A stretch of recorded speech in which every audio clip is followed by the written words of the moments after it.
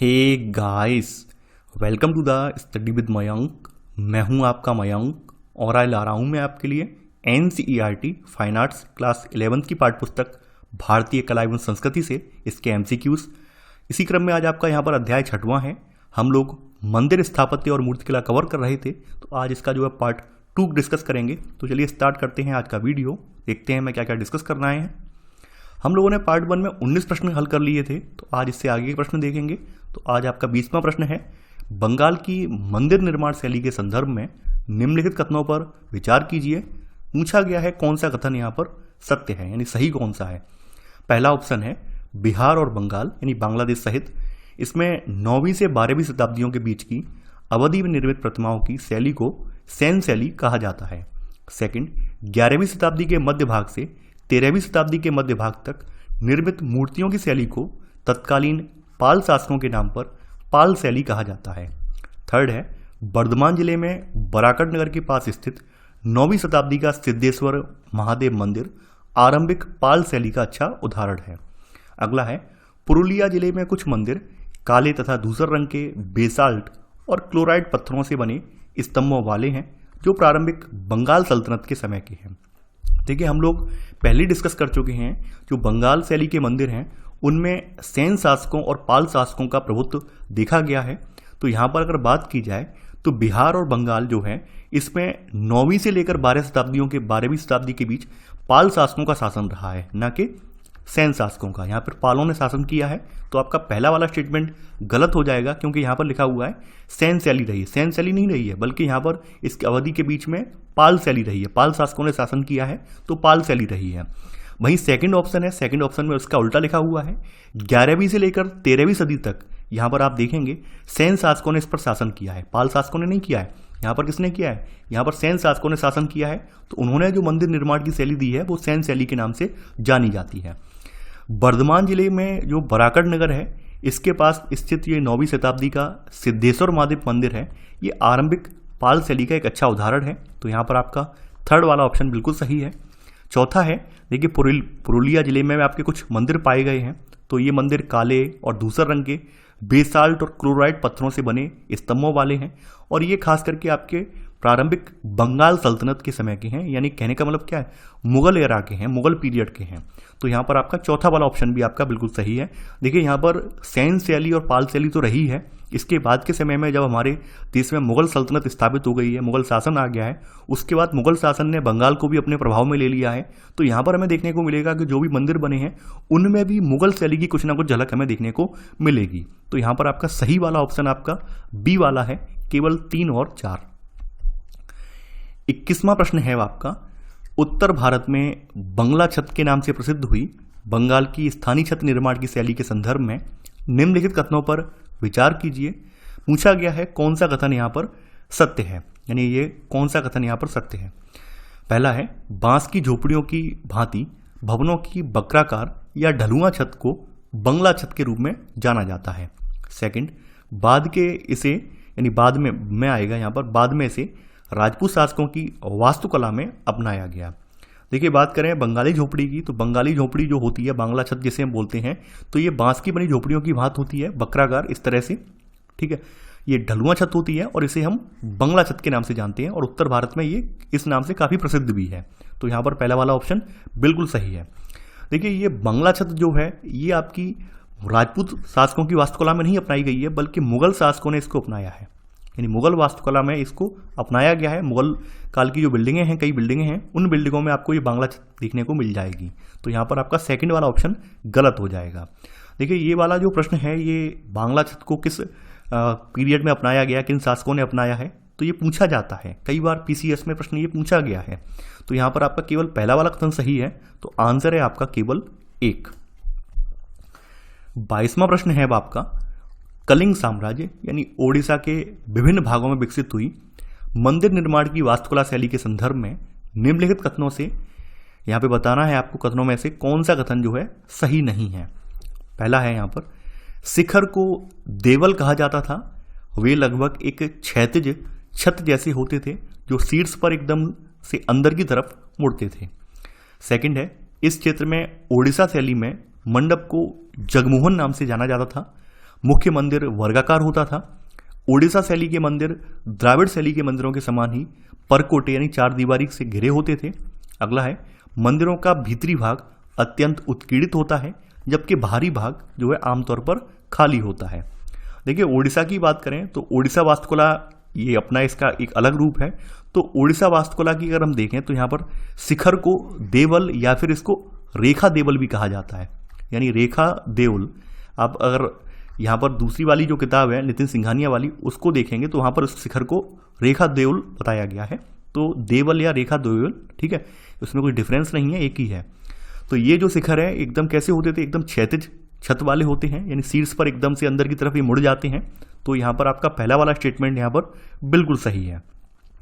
इसके अलावा आप यहाँ पर ये देखेंगे कि इस क्षेत्र में ओडिशा शैली में जो मंडप है, मंडप को जगमोहन नाम से जाना जाता है, यानी मंडप को किस नाम से, जगमोहन नाम से जाना जाता है। दूसरी बात यह है ओडिशा शैली की, ओडिशा शैली के जो भी मंदिर होते हैं वो वर्गाकार होते हैं, यानी जहाँ भी मंदिर बनाए जाते हैं मुख्य मंदिर जो होता है वो बिल्कुल वर्ग के आकार में स्थापित होता है, वर्ग के आकार में बना हुआ होता है। तो यहाँ पर आपका बी वाला कथन भी आपका बिल्कुल सही है। इसके अलावा आप यहाँ आगे बढ़ेंगे यहाँ पर तो ओडिशा शैली के जो मंदिर हैं ये द्राविड़ शैली के मंदिरों के समान ही इसमें भी परकोटे चार दीवारी से ये घिरे होते थे।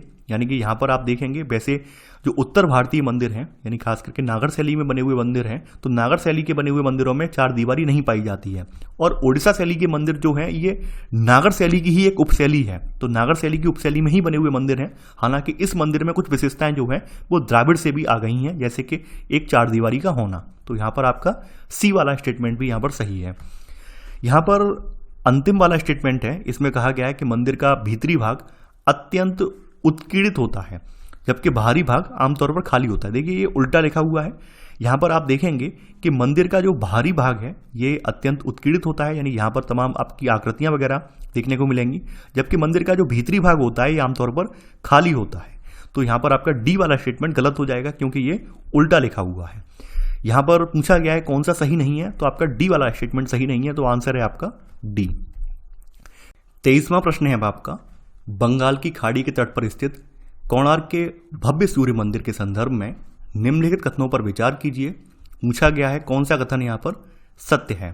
पहला है, इस मंदिर का निर्माण राजा नरसिंह देव ने 13वीं शताब्दी में करवाया था। सेकंड, सूर्य मंदिर एक ऊंचे आधार यानी वेदी पर स्थित है, इसकी दीवारें व्यापक रूप से आलंकारिक उत्कीर्णन से ढकी हुई हैं। थर्ड है आपका, मंदिर को रथ का स्वरूप देने के लिए मंदिर के आधार पर दोनों ओर एक जैसे पत्थर के 20 पहिए बनाए गए, पहियों को खींचने के लिए 11 घोड़े बनाए गए। देखिए बात करें मंदिर की तो मंदिर का निर्माण यहाँ पर गंग वंश के शासक हैं ये राजा नरसिंह देव, तो इनके द्वारा 13वीं शताब्दी में करवाया गया है। तो यहाँ पर आपका पहला वाला स्टेटमेंट बिल्कुल सही है। सेकंड है यहाँ पर सूर्य मंदिर एक ऊंचे आधार पर स्थित है और इसकी दीवारों पर आपको व्यापक उत्कीर्णन देखने को मिल जाएगा, व्यापक जो है कलाकृतियाँ देखने को मिल जाएंगी। तो यहाँ पर आपका सेकंड वाला भी सही है। इसमें कुछ कुछ कलाकृतियाँ जो हैं आपकी खजुराहो से प्रेरित हैं, यानी ऐसी कलाकृतियाँ भी यहाँ पर आपको देखने को मिल जाएंगी जो कि खजुराहो से प्रेरित हैं। इसके अलावा यहाँ पर आप ये देखेंगे कि इस मंदिर का निर्माण जो है इस सूर्य देवता के रथ के आकार में किया गया है, यानी कि यहाँ पर जो मंदिर है मंदिर की संरचना जो की गई है उस संरचना को ऐसा बनाया गया है कि एक रथ के आकार में है, यानी कि यहाँ पर सूर्य देवता को अपने रथ पर विराजित दिखाया गया है। तो इस वजह से यहाँ पर आप ये देखेंगे कि मंदिर के आधार पर दोनों ओर एक जैसे पत्थर के 24 पहिए बनाए गए हैं। इसके अलावा इन पहियों को खींचने के लिए 11 घोड़े नहीं हैं बल्कि 7 घोड़े दर्शाए गए हैं, 7 घोड़े वहाँ पर बनाए गए हैं। तो आपका थर्ड वाला स्टेटमेंट यहाँ पर गलत हो जाएगा, केवल पहला दूसरा सही है। तो आंसर है आपका सी, केवल 1 और 2। 24वां प्रश्न है अब आपका, निम्नलिखित में से किस मंदिर को ब्लैक पैगोडा कहा जाता है? लिंगराज मंदिर भुवनेश्वर, सूर्य मंदिर कोणार्क, जगन्नाथ मंदिर पुरी, मुक्तेश्वर मंदिर भुवनेश्वर। देखिए ऐसी मान्यता है कि जो आपका सूर्य मंदिर कोणार्क है ये इसका जो मंदिर का जो गुम्बद था वो काफ़ी वजनदार था और ये इसकी नींव जो थी वो कमज़ोर बनाई गई थी। इसकी वजह से गुम्बद जो है मंदिर का हिस्सा जो था वो 19वीं सदी में गिर गया, लेकिन ऐसा नहीं है। इसके पीछे का रीज़न ये था कि यहाँ पर जो भी जहाज आते थे, ये मंदिर जो है एक तो समुद्र तट पर है ये, और जो भी समुद्र तट पर जो जहाज आते थे इस गुम्बद की चुंबकीय शक्ति की वजह से वो अपनी दिशा भटक जाते थे और इस वजह से वो जहाज जो होते थे वो एक्सीडेंट का शिकार हो जाते थे। तो ये बताया जाता है, आपकी किताब में लिखा हुआ है, दृष्टि पब्लिकेशन की किताब में भी दिया हुआ है तो ये इसी वजह से इसका जो गुंबद है वो हटाया गया था अंग्रेजों के शासनकाल में, फिर ये गुंबद हटा दिया गया, तो इसी वजह से इसका नाम जो है ब्लैक पैगोडा पड़ गया। तो यहाँ पर आपका 24वें का आंसर है बी वाला। पैगोडा ये आपका म्यांमार में जो मंदिर होते हैं उनको पैगोडा कहा जाता है, खास करके लकड़ी के बने हुए बौद्ध मंदिर होते हैं उनको पैगोडा बोला जाता है। तो यहाँ पर 24वें का आंसर है आपका बी वाला। 25वां प्रश्न है आपका, कश्मीर की पहाड़ियों में विकसित हुए मंदिर वास्तुकला के रूप के संदर्भ में निम्नलिखित कथनों पर विचार कीजिए। पूछा गया है कौन सा कथन यहाँ पर सत्य है।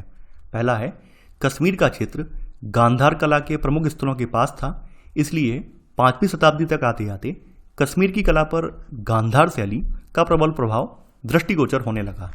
सेकंड, उसमें गुप्तकालीन और गुप्तोत्तरकालीन परंपराएं भी जुड़ने लगीं, जो सारनाथ और मथुरा से यहाँ तक कि गुजरात और बंगाल के केंद्रों से भी वहाँ तक पहुँची।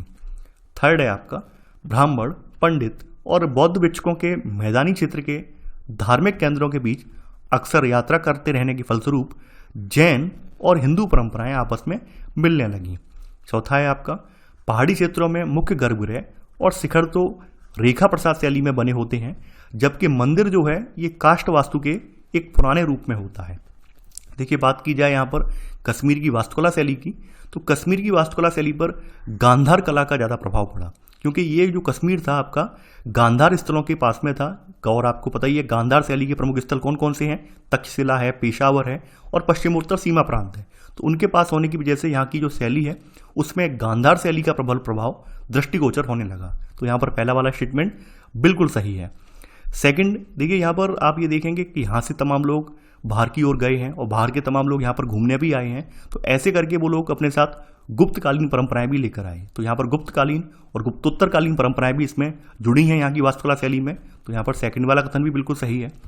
यहाँ पर ब्राह्मण, पंडित और बौद्ध भिक्षु यहाँ पर आए हैं और यहाँ से वो मैदानी क्षेत्रों में गए हैं और तमाम धार्मिक केंद्रों पर भी ये लोग गए हैं, तो वहाँ की परंपराएं जो हैं, वहाँ का जो धर्म है वो भी ये यहाँ पर लेकर आए हैं।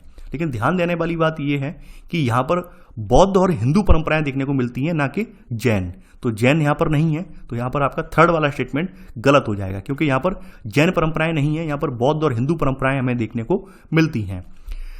यहाँ पर जो मंदिर हैं, मंदिर का जो मुख्य गर्भगृह और शिखर है ये रेखा प्रसाद शैली में बने होते हैं, जबकि मंदिर में जो मंडप होता है वो खास करके लकड़ी का बनाया जाता है, यानी कि यहाँ पर काष्ठ वास्तु के एक पुराने रूप में ये होता है। तो यहाँ चौथा वाला कथन आपका बिल्कुल सही है। पूछा गया है कौन सा कथन यहाँ पर आपका सत्य है। आपका ए वाला कथन सत्य है, केवल 1, 2 और 4। 26वां प्रश्न है आपका, कश्मीर में कारकोटा काल में पंडेरनाथ में निर्मित मंदिर के संदर्भ में निम्नलिखित कथनों पर विचार कीजिए। पूछा गया है कौन सा कथन यहाँ पर असत्य है, यानी गलत कौन सा है। पहला है, पंडेरनाथ का मंदिर जलाशय के बीच में बनी हुई एक वेदी पर निर्मित है।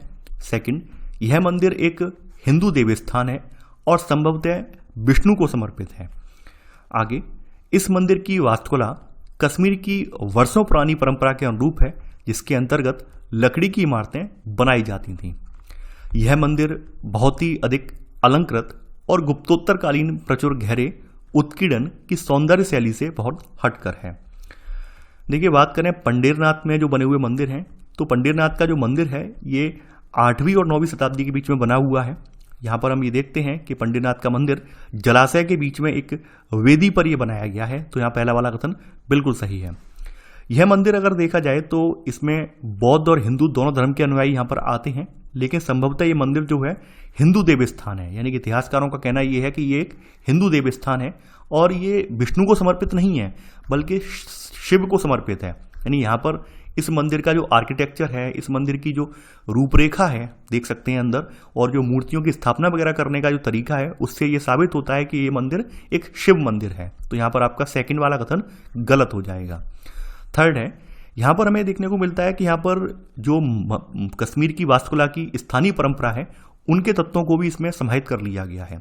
जैसे आपने देखा होगा कि इसकी छतें वगैरह ढलमा बनाई जाती हैं ताकि बर्फ़ वगैरह पड़ने पर क्या हो, बर्फ़ उस पर जम ना पाए और वो नीचे निकल जाए।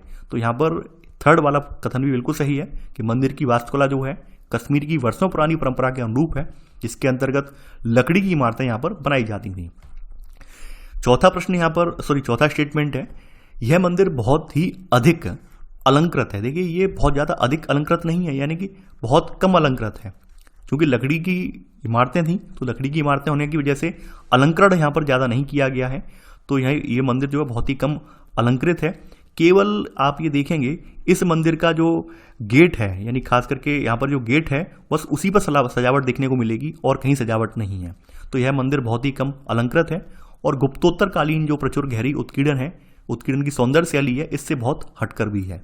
तो यहाँ पर आपका चौथा वाला स्टेटमेंट गलत हो जाएगा, क्योंकि यहाँ पर बताया गया है बहुत ज़्यादा अलंकरण है, जबकि यहाँ पर ऐसा बिल्कुल भी नहीं है। पूछा गया है कौन सा कथन आपका असत्य है, तो केवल 2 और 4 कथन असत्य है। तो आंसर है आपका सी, केवल 2 और 4। 27वां प्रश्न है आपका, लक्षणा देवी मंदिर के संदर्भ में निम्नलिखित कथनों पर विचार कीजिए। पूछा गया है कौन सा कथन यहाँ पर असत्य है, यानी गलत कौन सा है। पहला है, यह मंदिर उत्तराखंड राज्य के पिथौरागढ़ जिले के पास चंपावत में स्थित है। यह मंदिर राजा मेरुवर्मन के शासनकाल में 7वीं शताब्दी में बनाया गया था। लक्षणा देवी मंदिर में स्थापित महिषासुर मर्दिनी और नरसिंह की प्रतिमाओं में गुप्तोत्तरकालीन परंपरा का प्रभाव दृष्टिगोचर होता है। चौथा है, इसकी प्रतिमाओं का पीलापन संभवतः जस्ते और तांबे के मिश्रण का प्रभाव है। देखिए पहला वाला स्टेटमेंट यहाँ पर गलत है। ये मंदिर आपका हिमाचल प्रदेश के चंबा डिस्ट्रिक्ट में स्थित है, यानी हिमाचल प्रदेश का जिला है चंबा, तो उस चंबा डिस्ट्रिक्ट में ये मंदिर स्थित है। तो आपका पहला वाला स्टेटमेंट गलत हो जाएगा। इस मंदिर का निर्माण जो है एक राजा हुए हैं मेरुवर्मन, तो इनके शासनकाल में 7वीं शताब्दी में ये मंदिर बनाया गया था। तो सेकंड वाला स्टेटमेंट बिल्कुल सही है। लक्षणा देवी मंदिर में आपको महिषासुर मर्दिनी और नरसिंह की प्रतिमाएं देखने को मिल जाएंगी, जिनमें गुप्तोत्तरकालीन परंपराओं का प्रभाव दृष्टिगोचर होता है। तो यहाँ थर्ड वाला स्टेटमेंट भी आपका सही है। ये जो प्रतिमाएं हैं ये हल्का पीलापन लिए हुए हैं, और पीलापन जस्ते और तांबे के मिश्रण की वजह से आया है। उन दिनों कश्मीर वाले रीजन में जस्ते और तांबे का प्रचुर मात्रा में काम होता था, तो ऐसा माना जाता है ये मूर्तियां वहीं पर बनाई गई हैं। तो चौथा वाला स्टेटमेंट भी यहाँ पर सही है। पूछा गया है कौन सा कथन असत्य है, तो यहाँ पर केवल पहला वाला कथन असत्य है। तो आंसर है यहाँ पर आपका डी, यानी केवल 1। 28वां प्रश्न है अब आपका, द्रविड़ या दक्षिण भारतीय मंदिर शैली की विशेषताओं के संदर्भ में निम्नलिखित कथनों में से कौन सा सही नहीं है, ये आपको बताना है। पहला है, द्रविड़ मंदिर चारों ओर एक चहारदीवारी से घिरा होता है। इस चहारदीवारी के बीच प्रवेश द्वार होते हैं जिन्हें गोपुरम कहते हैं। सेकंड, मंदिर के गुंबद का रूप, जिसे तमिलनाडु में जगती कहा जाता है, मुख्यतः एक सीढ़ीदार पिरामिड की तरह होता है जो ऊपर की ओर ज्यामितीय रूप से ऊपर उठा होता है। अगला है, दक्षिण भारतीय मंदिरों में शिखर शब्द का प्रयोग मंदिर की चोटी पर स्थित मुकुट जैसे तत्व के लिए किया जाता है। मंदिर के अहाते में कोई बड़ा जलाशय या तालाब होता है। देखिए यहाँ पे बात करते हैं द्राविड़ शैली के मंदिर की या दक्षिण भारतीय मंदिर शैली की, तो यहाँ पर सबसे खास बात यह है, नागर शैली में आपने देखा होगा, नागर शैली में आपको कुछ चहारदीवारी देखने को नहीं मिलेगी। वहीं द्राविड़ शैली के मंदिर जो होते हैं वो चहारदीवारी से घिरे होते हैं। इसके अलावा यहाँ पर जो चहारदीवारी के बीच में जो गेट होते हैं, प्रवेश द्वार होते हैं, उनको गोपुरम कहा जाता है। तो पहला वाला स्टेटमेंट यहाँ पर बिल्कुल सही है। मंदिर में जो गुंबद है, मंदिर का जो शिखर, यानी उत्तर भारत में नागर शैली में हम जिसे शिखर बोलते हैं, वहीं तमिलनाडु में उस शिखर वाले पोर्शन को क्या है, यहाँ पर जगती लिखा हुआ है। जगती नहीं कहा जाता है बल्कि विमान कहा जाता है, विमान के नाम से जाना जाता है। तो ये आपका सेकंड वाला भी गलत है, यानी मंदिर के गुंबद वाला रूप इसे तमिलनाडु में विमान कहा जाता है, और ये मुख्यतः एक सीढ़ीदार पिरामिड की तरह होता है, और ये ऊपर की ओर ज्यामितीय रूप में उठा होता है। यानी एक आपने देखा होगा कि जो उत्तर भारतीय नागर शैली है उसके जो मंदिर हैं वो शंकु के आकार का उनका शिखर होता है, जबकि यहाँ पर क्या है, यहाँ पर जो होता है शिखर जो इनका बनाया जाता है, यानी कि जिसे विमान कहते हैं, वो एक सीढ़ी के आकार का होता है। कुछ इस तरह से सीढ़ी के आकार का होगा, यानी ऊपर का हिस्सा कुछ इस तरह का आपको देखने को मिलेगा, सीढ़ी के आकार का। तो सी वाला स्टेटमेंट है। देखिए यहाँ पर शिखर शब्द का भी इस्तेमाल होता है दक्षिण भारतीय मंदिरों में, लेकिन शिखर शब्द का इस्तेमाल जिस तरह से नागर शैली में आपने देखा होगा, जो शिखर होता है, शिखर के ऊपर ऊपर जाने पर यहाँ पर आमलक होता है, आमलक के लिए हम लोग करते हैं नागर शैली में। वहीं दक्षिण भारतीय शैली में शिखर शब्द का इस्तेमाल क्या होता है, मंदिर की चोटी पर मुकुट जैसा तत्व यहाँ पर रखा जाता है, यानी कि अष्टभुजाकार एक मुकुट जैसा तत्व रखा जाता है, उसके लिए शिखर शब्द का प्रयोग किया जाता है। तो सी वाला स्टेटमेंट यहाँ पर बिल्कुल सही है। मंदिर के अहाते में कोई ना कोई यहाँ पर जलाशय या तालाब भी देखने को मिलता है, ये एक खास बात है। तो यहाँ पर डी वाला स्टेटमेंट भी सही है। तो यहाँ पर केवल बी वाला कथन गलत है, तो यहाँ पर आंसर होगा आपका 28वें का बी वाला। थोड़ा सा हम देख लेते हैं यहाँ पर नक्शा। ये आपका गोपुरम है यानी प्रवेश द्वार है, ये मंडप हो गया, ये गर्भगृह है आपका। ये जो हिस्सा है जिसे नागर शैली में शिखर कहा जाता है, इसे यहाँ पर द्राविड़ में जो है विमान कहा जाता है। और नागर शैली में आपने देखा होगा ये हिस्सा जो होता है किसका होता है, ये आमलक होता है, और आमलक के ऊपर क्या रखा जाता है, कलश रखा जाता है। ये आमलक वाला हिस्सा होता है, इसके ऊपर कलश रखा जाता है नागर शैली में, जबकि द्राविड़ शैली में इसको शिखर कहा जाता है। तो यहाँ पर आपने ये मैंने नक्शा दिखा दिया। नक्शा दिखाने का प्रयोजन यही है ताकि आपके माइंड में चीज़ें अच्छे से क्लियर हो जाएं। इसके अलावा कुछ विशेषताएं और पहले आप जान चुके हैं कि यहाँ पर जो मंदिर के अंदर जो गर्भगृह होता है उसके जो गेट पर जो द्वारपाल बनाए जाते हैं, भयानक द्वारपाल बनाए जाते हैं, जबकि नागर शैली के मंदिर जो होते हैं उनके गर्भगृह के गेट पर क्या होता है, गंगा और जमुना जैसी देवियों की मूर्तियां बनाई जाती हैं। तो ये भी एक अंतर है। 29वां प्रश्न है अब आपका, कथन दिया है, कारण दिया है। यहाँ पर कथन है, दक्षिण के सबसे पवित्र माने जाने वाले कुछ मंदिरों में मुख्य मंदिर जिसमें गर्भगृह बना होता है उसका गुंबद सबसे छोटा होता है। कारण वह मंदिर का सबसे पुराना भाग होता है और समय के साथ जब नगर की जनसंख्या और आकार बढ़ जाता है तो मंदिर भी बड़ा हो जाता है। देखिए यहाँ पर कथन बिल्कुल सही है। दक्षिण भारत में कुछ ऐसे मंदिर हैं जहाँ पर क्या है, आप ये देखेंगे कि जिसमें गर्भगृह बना होता है उसका गुंबद जो है काफ़ी छोटा होता है। तो रीजन क्या है, पहले के समय में जब मंदिर बनाया गया था तब नगर की जनसंख्या बहुत कम थी और मंदिर काफ़ी छोटा बनाया गया था, लेकिन परवर्ती शासकों ने क्या किया, उस मंदिर का आकार बढ़ा दिया। तो इस वजह से क्या है, उन्होंने मंदिर का आकार भी बढ़ाया है। तो यहाँ पर हमें ये देखने को मिलता है कि कुछ मंदिर ऐसे हैं जैसे जिसमें मान लीजिए पहले ये मंदिर की चारदीवारी बनाई गई थी। इस तरह से जब नगर की जनसंख्या काफ़ी कम थी तो मंदिर छोटा बनाया गया था और चारदीवारी बड़ी करीब बनाई गई थी। लेकिन बाद के समय में कोई शासक आया तो उसने क्या किया, मंदिर का आकार थोड़ा बढ़ाया है और यहाँ पर चारदीवारी, दूसरी चारदीवारी तैयार करवा दी है। तो इस तरह के मंदिर भी हमें यहाँ पर देखने को मिलते हैं। जैसे त्रिचिरापल्ली का एक श्रीरंगम मंदिर है, त्रिचिरापल्ली में एक मंदिर है, इसका नाम है श्रीरंगम मंदिर।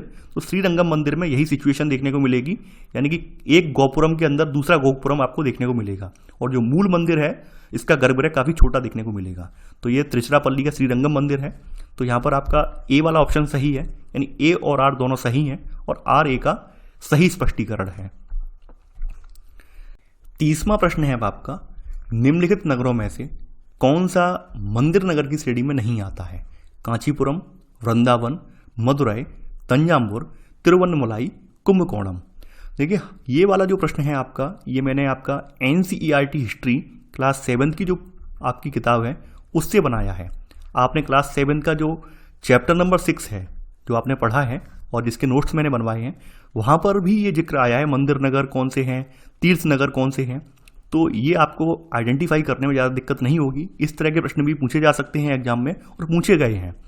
तो यहाँ पर बात करें आपकी कांचीपुरम, मदुरई, तंजावुर, कुंभकोणम, ये मंदिर नगरों के उदाहरण हैं। मंदिर नगरों के उदाहरण का मतलब क्या है कि यहाँ पर पहले मंदिर बनाए गए और बाद में यहाँ पर क्या है, नगर बना है।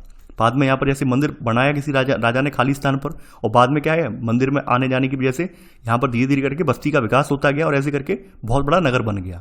वहीं वृंदावन आपका देख लो और तिरुवन्नमलाई देख लो, ये दोनों तीर्थ स्थल हैं। यानी ये दोनों क्या है आपके, ये तीर्थ स्थल हैं। तो तीर्थ स्थल होने की वजह से क्या है, यहाँ पर लोग आते जाते गए और यहाँ पर बाद में फिर मंदिरों का विकास हो गया। तो ये तीर्थ स्थल में आते हैं, जबकि कांचीपुरम, मदुरई, तंजावुर और कुंभकोणम किस में आते हैं, ये मंदिर नगरों में आते हैं। तो यहाँ पर जो गलत वाला है आपका, ये सेकंड, 2 और 5 हैं। तो यहाँ पर आंसर होगा आपका सी वाला, 30 का सी। यानी कि यहाँ पर 2 हैं मंदिर, यानी कि वृंदावन और तिरुवन्नमलाई, जो कि आपके मंदिर नगर की श्रेणी में नहीं आते हैं। 31वां प्रश्न है अब आपका, द्रविड़ मंदिरों की उप श्रेणियों के संदर्भ में सूची 1 को सूची 2 से सम्मिलित कीजिए और नीचे दिए गए कूट से सही उत्तर चुनिए। सूची 1 में द्राविड़ मंदिरों की उप श्रेणियां दी हुई हैं और सूची 2 में उनकी विशेषताएं बताई गई हैं। सबसे पहले आपके द्राविड़ मंदिर आता है वर्गाकार किस्म का।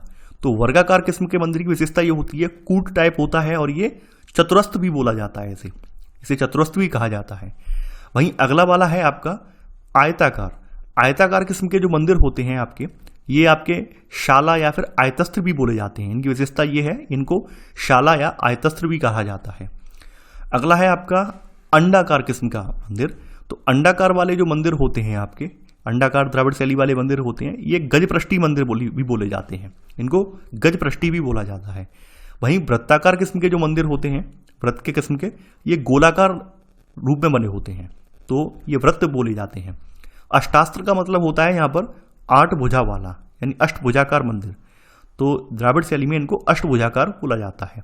तो यहाँ पर आपका सही वाला ऑप्शन है आपका डी, यानी ए का 5वां, बी का 3रा, सी का 4था, डी का पहला और ई का दूसरा। तो आंसर है यहाँ पर 31 का डी। 32वां प्रश्न है अब आपका, दक्षिण भारत में मंदिर वास्तुकला की विशिष्ट शैली विकसित करने वाले पल्लव शासकों के संदर्भ में निम्नलिखित कथनों पर विचार कीजिए। पूछा गया है कौन सा कथन यहाँ पर असत्य है, यानी इनके बारे में कौन सा कथन यहाँ पर गलत है, ये आपको बताना है। पहला है, पल्लव ईसा की 2री शताब्दी में ही आंध्र क्षेत्र में सक्रिय रहे थे और फिर दक्षिण की ओर आगे बढ़कर तमिलनाडु में बस गए। सेकंड, पल्लव मंदिर वास्तुकला के पहले चरण के आरंभिक भवनों को आमतौर पर मामल्ल के शासनकाल का माना जाता है। थर्ड है, पल्लव राजा अधिकतर वैष्णव थे, लेकिन उनके शासनकाल के अनेक शैव मंदिर आज भी मौजूद हैं। अगला है, उनके आरंभिक भवन शैलकृत यानी चट्टानों को काटकर बनाए गए थे, जबकि बाद वाले भवन संरचनात्मक यानी रोड़ा पत्थर आदि से चुनकर बनाए गए थे। देखिए, बात करें पल्लव शासकों की, तो पल्लव जो हैं वो ईसा की 2री शताब्दी में ही ये आंध्र क्षेत्र में सक्रिय हो गए थे और ये फिर दक्षिण की ओर बढ़कर आगे तमिलनाडु में बस गए हैं। लेकिन यहाँ पर दिक्कत इनके साथ ये है कि हमें 2री शताब्दी से लेकर 6वीं शताब्दी तक इनके इतिहास के बारे में इनके जो भी शिलालेख वगैरह हैं कोई देखने को नहीं मिलते हैं। इनके शिलालेख वगैरह आपके जो हैं प्रॉपर रूप से या फिर पांडुलिपियाँ वगैरह हैं 6वीं 7वीं शताब्दी के बाद देखने को मिलती हैं, तो उसका इतिहास पूरी तरह से मालूम है और 6वीं शताब्दी से पहले का इनका इतिहास ज्ञात नहीं है। लेकिन हाँ, ये पता है कि इनका शासन पहले से चला आ रहा है। तो यहाँ पर आपका पहला वाला स्टेटमेंट बिल्कुल सही है। सेकंड है यहाँ पर आपका, पल्लव मंदिर वास्तुकला के पहले चरण के आरंभिक भवनों को आमतौर पर मामल्ल के शासनकाल का माना जाता है। देखिए, पल्लव काल के विकास में आप देखेंगे कि यहाँ पर सबसे पहले एक व्यक्ति हुए हैं महेंद्र वर्मन। तो महेंद्र वर्मन सबसे ज़्यादा कला प्रेमी या वास्तुकला प्रेमी रहे हैं, तो इन्होंने उत्कृष्ट जो है मंदिरों का निर्माण करवाया है महेंद्र वर्मन ने।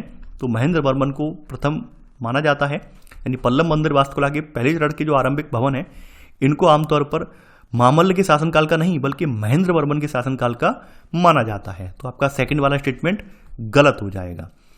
पल्लव राजा जो थे वो वैष्णव नहीं थे बल्कि शैव थे।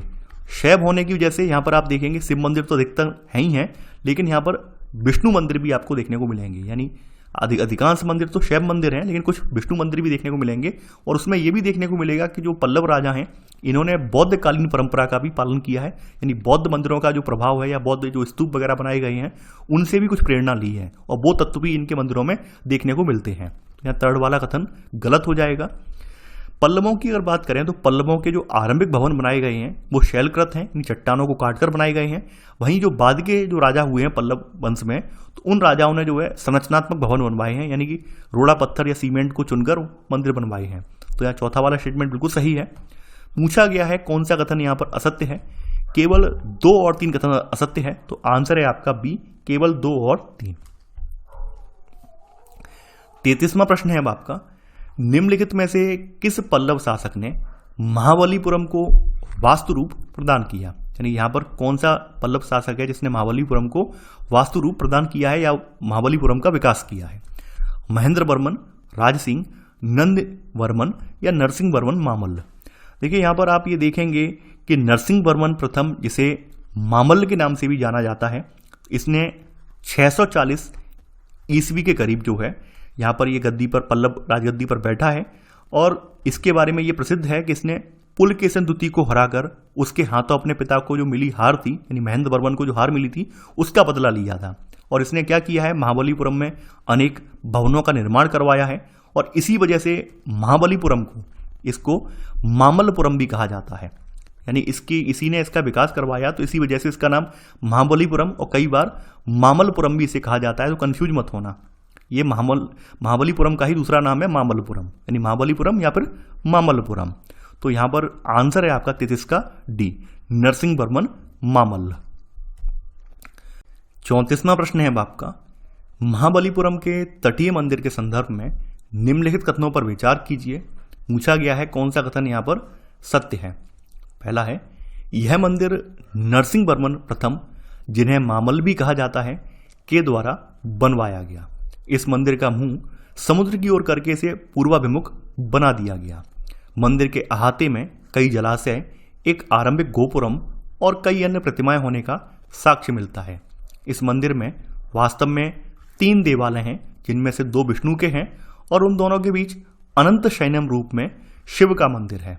देखिए, बात की जाए, इस मंदिर का निर्माण नरसिंह वर्मन प्रथम ने नहीं करवाया, बल्कि नरसिंह वर्मन द्वितीय, जिन्हें राजसिंह के नाम से भी जाना जाता है, के द्वारा करवाया गया। ठीक है, तो आपका पहला वाला ऑप्शन गलत हो जाएगा। और ये मंदिर जो है, इस मंदिर को, इसका मुंह जो है समुद्र की ओर कर दिया गया है और ऐसे करके इसको पूर्वाभिमुख बना दिया गया है। तो सेकंड वाला स्टेटमेंट भी सही है। इस मंदिर के अहाते में आपको कई जलाशय देखने को मिलेंगे, आरंभिक गोपुरम देखने को मिलेगा और कई अन्य प्रतिमाएं भी होने का साक्ष्य मिलता है। देखिए, द्राविड़ शैली के जो मंदिर होते हैं उनकी खास विशेषता ये होती है कि उनमें जलाशय भी होता है साथ में। तो यहाँ पर आपका थर्ड वाला स्टेटमेंट बिल्कुल सही है। इस मंदिर में वास्तव में 3 देवालय हैं। अधिकतर मंदिर जो होते हैं उनमें केवल एक देवालय होता है, जबकि इसमें 3 देवालय हैं। इससे ये बात साबित होती है कि मंदिर का विकास परवर्ती राजाओं ने भी किया है। यानी मान लीजिए, मूल मंदिर जो बना था, मूल मंदिर में एक ही देवालय था, लेकिन समय के साथ जब राजा बदलते गए हैं, समय बीतता गया है, तो अन्य राजाओं ने बाद बाकी देवालय बनवाए हैं। तो इसमें आप देखेंगे कि 3 देवालय हैं, जिनमें से 2 विष्णु के हैं, नहीं 2 विष्णु के नहीं हैं, 2 शिव के हैं और इनके बीच में एक अनंत शयनम रूप में जो है विष्णु का मंदिर है। अनंत शयनम का मतलब लेटी हुई मुद्रा में, तो ये विष्णु का मंदिर है। तो यहाँ पर आपका चौथा वाला स्टेटमेंट गलत हो जाएगा। पूछा गया है कौन सा कथन यहाँ पर सत्य है। आपका बी वाला कथन केवल सत्य है, केवल 2 और 3। तो आंसर है आपका बी। 35वां प्रश्न है अब आपका, तंजावुर का भव्य शिव मंदिर, जिसे राजराजेश्वर या बृहदेश्वर मंदिर कहा जाता है, के संदर्भ में निम्नलिखित कथनों पर विचार कीजिए। पूछा गया है कौन सा कथन सत्य है।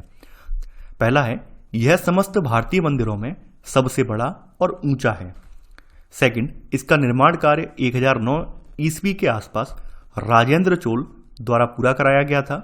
थर्ड है, इसका बहुमंजिला विमान 70 मीटर लगभग 230 फुट की गगनचुंबी ऊंचाई तक खड़ा है, जिसकी चोटी पर यहाँ पे बताया गया है एकाश्म शिखर है, जो अष्टभुज गुंबद की शक्ल की स्तूपिका है। यही वह मंदिर है जहां दर्शक को पहली बार 2 बड़े गोपुरम देखने को मिलते हैं। देखिए, बात करें तो आपका तंजावुर का जो भव्य शिव मंदिर है, ये समस्त भारतीय मंदिरों में सबसे बड़ा है। यानी अगर इसके बारे में बात की जाए तो इसकी जो मंदिर की लेंथ है, यानी लंबाई है, 240 मीटर के करीब है, जबकि इसकी चौड़ाई जो है 122 मीटर के करीब है और इसकी ऊंचाई आप देख ही रहे होंगे 70 मीटर ये ऊंचा है। तो आपका पहला वाला कथन बिल्कुल सही है।